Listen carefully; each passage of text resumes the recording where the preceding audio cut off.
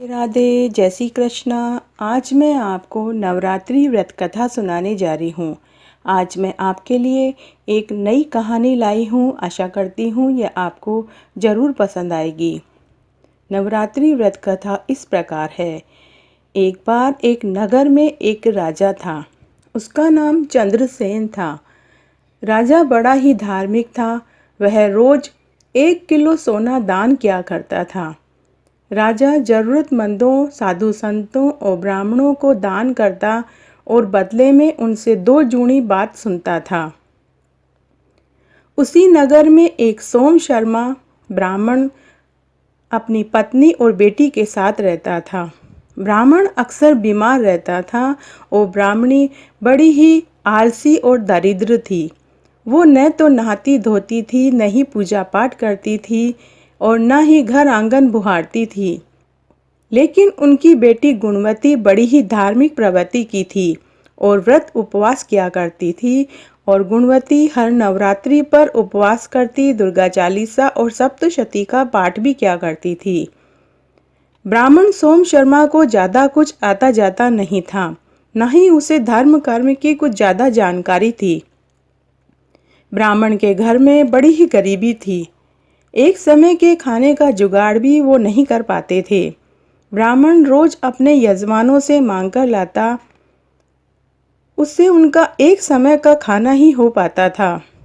तब एक दिन ब्राह्मण की बेटी ने अपने पिता से कहा, पिताजी, आप नगर के राजा चंद्रसेन के पास जाओ, उन्हें 2 जूनी बात सुनाओ, बदले में वो आपको अच्छी दक्षिणा देंगे। तब सोम शर्मा बोला, बेटी, मुझे तो कुछ आता जाता ही नहीं है, उन्हें मैं क्या सुनाऊंगा। बेटी गुणवती बोली, पिताजी, मैं जो आपको बोलूं आप वही राजा को सुना दिया करो। गुणवती ने कहा, पिताजी, आप राजा से कहना, धर्म की जड़ हमेशा हरी होती है, धर्म की जड़ हमेशा फलती फूलती है। तब ब्राह्मण सोम शर्मा दूसरे दिन नगर के राजा के पास गया और जो उसकी बेटी ने उसे बोलने के लिए कहा था, ब्राह्मण ने राजा को वही बोला। ब्राह्मण बोला, राजा जी, धर्म की जड़ हमेशा हरी होती है, धर्म की जड़ हमेशा फलती फूलती है। तब राजा ने ब्राह्मण को 1 टका सोने का दिया। ब्राह्मण सोने का टका खुशी खुशी लेकर घर आया और अपनी बेटी से बोला, बेटी, अब हमारे भी अच्छे दिन तुम्हारी वजह से आ जाएंगे। तुम्हारी माँ तो न नहाती धोती है, न ही पूजा पाठ करती है। बेटी, तुम अपनी माँ की बुद्धि भी फेर दो, शायद उसका भी भला हो जाए। तब बेटी गुणवती ने कहा, पिताजी, एक दिन माँ को भी समझ आ जाएगी, आप चिंता ना करें। ब्राह्मण के घर का सारा काम गुणवती ही क्या करती थी। वह रोज सुबह ब्रह्म मुहूर्त में उठती, घर आंगन बुहारती, झाड़ू पोछा करती, स्नान आदि करके ठाकुर जी की पूजा करती। घर का सारा काम गुणवती ही क्या करती थी। गुणवती की माँ बड़ी ही आलसी थी, पूरे समय सोती और खाती ही थी। बेटी ने अपनी माँ को कई बार समझाया। ब्राह्मण सोम शर्मा ने भी अपनी पत्नी को बहुत समझाया कि भगवान, तुम रोज सुबह ब्रह्म मुहूर्त पर उठा करो, घर आंगन बुहारो, स्नान आदि करके पूजा पाठ करो, हमारी दरिद्रता चली जाएगी। लेकिन ब्राह्मणी के ऊपर न तो अपनी बेटी और न ही पति की बात समझ में आती थी। अब ब्राह्मण रोज नगर के राजा के पास जाने लगा। रोज ब्राह्मण राजा को 2 जूनी बात कहता और बदले में राजा उसे 1 टका सोने का देते। इस तरह 7-8 दिन निकल गए। राजा के दरबार में बहुत से ज्ञानी, पंडित, संत, महात्मा बैठे रहते थे, जो भागवत, दुर्गा सप्तशती, दुर्गा चालीसा, यज्ञ हवन पूरे पूरे दिन करते थे।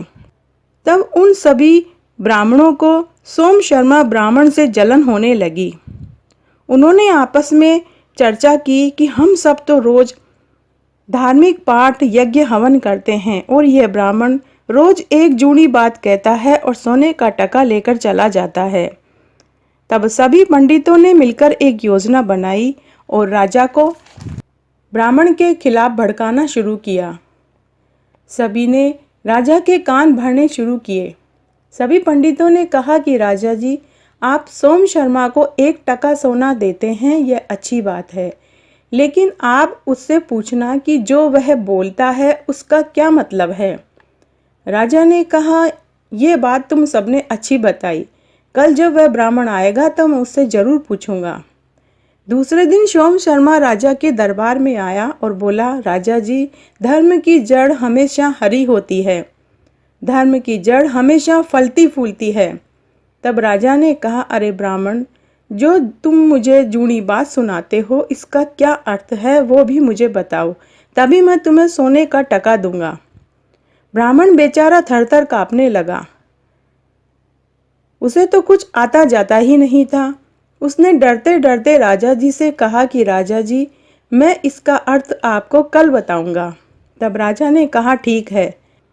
बेचारा सोम शर्मा दुखी मन से घर आया और अपनी बेटी गुणवती को पूरी बात बताई। तब उसकी बेटी बोली, पिताजी आप चिंता ना करें, जैसा मैं कहती हूँ आप वैसा ही कल राजा से कह देना। तब ब्राह्मण सोम शर्मा दूसरे दिन राजा के दरबार में गया और वही बोला, राजा जी, धर्म की जड़ हमेशा हरी होती है, धर्म हमेशा फलता फूलता है। तब राजा ने कहा कि ब्राह्मण, अब तुम मुझे इसका अर्थ बताओ। तब ब्राह्मण वही बोला जो उसकी बेटी ने उसे बोलने के लिए कहा था। ब्राह्मण बोला, राजा जी, अगर आपको इसका अर्थ जानना है तो वन में एक साधु कठोर तप कर रहा है, आपको वही इसका अर्थ बताएंगे।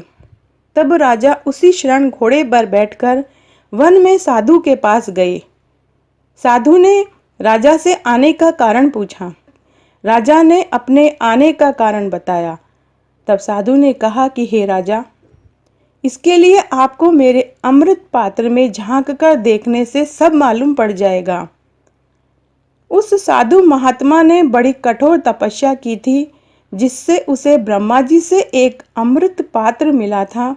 उस अमृत पात्र में जल भरकर देखा जाए तो स्वर्गलोक और धर्म राज्य के यहाँ जो भी हो रहा होता है उसका पूरा चित्रण उस पानी में दिखाई देता था। तब राजा ने साधु के साथ अमृत पात्र में देखा तो स्वर्गलोक में जो घटना घटित हो रही थी वो उसमें साफ साफ दिखाई देने लगा। वहां सभी मृत्यु लोक के मनुष्य अपने अपने कर्मों का फल भोग रहे थे। किसी की आंख फूटी हुई थी, किसी का हाथ, तो किसी की टांग, तो किसी को कोढ़ था, कोई मलमूत्र के गड्ढे में गिरा हुआ पड़ा था। लेकिन वहां एक विचित्र बात अलग थी। वो यह थी कि वहां एक सोने का महल कारीगर बना रहे थे। राजा से रहा नहीं गया। राजा ने पूछा कि यह सोने का महल किसके लिए बन रहा है। तभी वहां एक आकाशवाणी हुई। आकाशवाणी में राजा को सुनाई दिया। आकाशवाणी ने कहा कि यह सोने का महल मृत्युलोक में एक राजा चंद्रसेन हैं, जो जरूरतमंदों को रोज 1 किलो सोना दान करते हैं, उनके लिए बन रहा है। वह राजा चंद्रसेन मृत्युलोक में भी राजा का सुख भोग रहा है और मरने के बाद भी उसे यहीं राजा का ही सुख मिलेगा। राजा समझ जाते हैं कि यह उसी का जिक्र हो रहा है। राजा को ब्राह्मण की जूनी बात का भी अर्थ मिल चुका था। राजा बहुत खुश हुआ और साधु को प्रणाम करके वापस महल में आ गया। राजा ने इस बात का जिक्र किसी से नहीं किया। दूसरे दिन सोम शर्मा राजा के पास आया तो राजा ने उसे 2 सोने की मोहरें दी। अब तो सभी पंडितों और साधुओं को सोम शर्मा से और भी चिढ़ होने लगी। तब एक दिन वापस सभी ने एक योजना बनाई।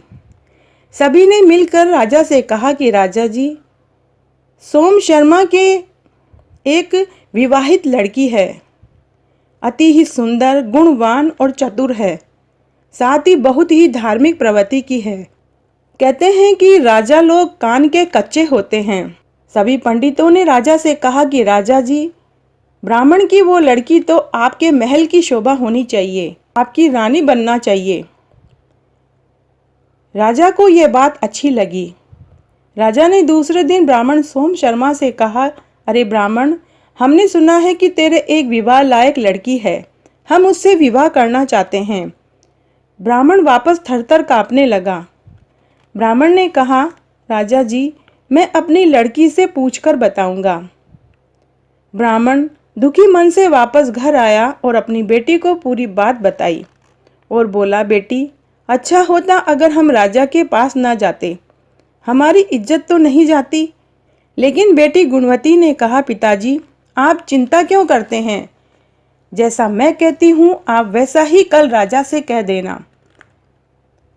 दूसरे दिन ब्राह्मण राजा के दरबार में गया और बोला, राजा जी, मेरी बेटी ने कहा है कि आप एक बार वापस वन में साधु के पास जाकर अमृत कलश में देखें कि धर्म की जड़ अभी भी हरी है या नहीं।